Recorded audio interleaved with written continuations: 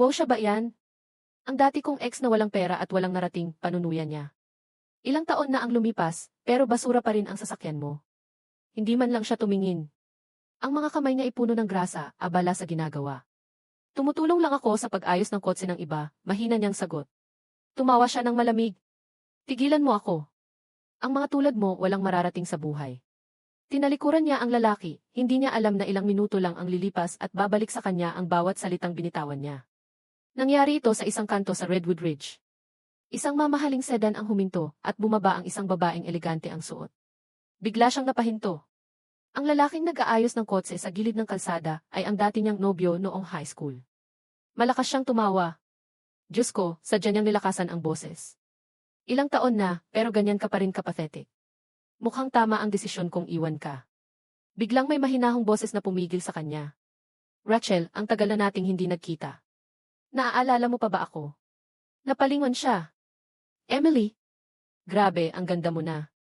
Umiti ng banayad si Emily. Sumulyap si Rachel sa lalaki at may ngising mapanukso. Kayo ba? Kalmadong sagot ni Emily. Asawa ko siya. Mabait, matatag, at siya ang pinakamasipag na lalaking kilala ko. Napilitan si Rachel ng umiti. Talaga?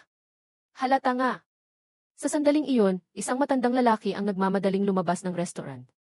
Sir, maraming salamat sa pag-ayos ng kotse ko. Tumayo ang asawa at iniabot ang susi. Ayos na po.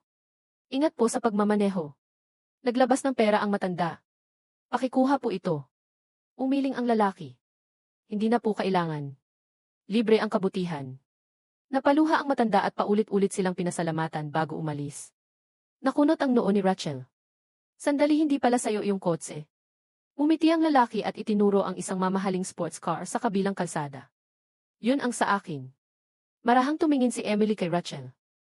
Akala mo sa kanya ang lumang kotse, kaya ka naging malupit, tama? Namula at namutla ang mukha ni Rachel. Masyado kang nagusga, mahinahong pero matatag na sabi ng lalaki. Nagpasya ka kung karapat-dapat ba akong igalang base lang sa itsura. Biglang bumalik ang matandang lalaki, nanginginig ang mga kamay. Sir, may nakita po akong sobre sa loob ng kotse. Marahang itinulak ni Emily pabalik ang sobre. Para po sa inyo yan, sabi niya. Para sa gamutan ng asawa ninyo at sa gastusin ngayong buwan. Bumagsak sa iyak ang matanda. Pagpalain nawa kayo ng Diyos, wika niya bago tuluyang umalis. Yumuko si Rachel. Patawad, mababaw ako. Tumango si Emily. Pinapatawad ka namin. Pero tandaan mo ito, dagdag ng lalaki.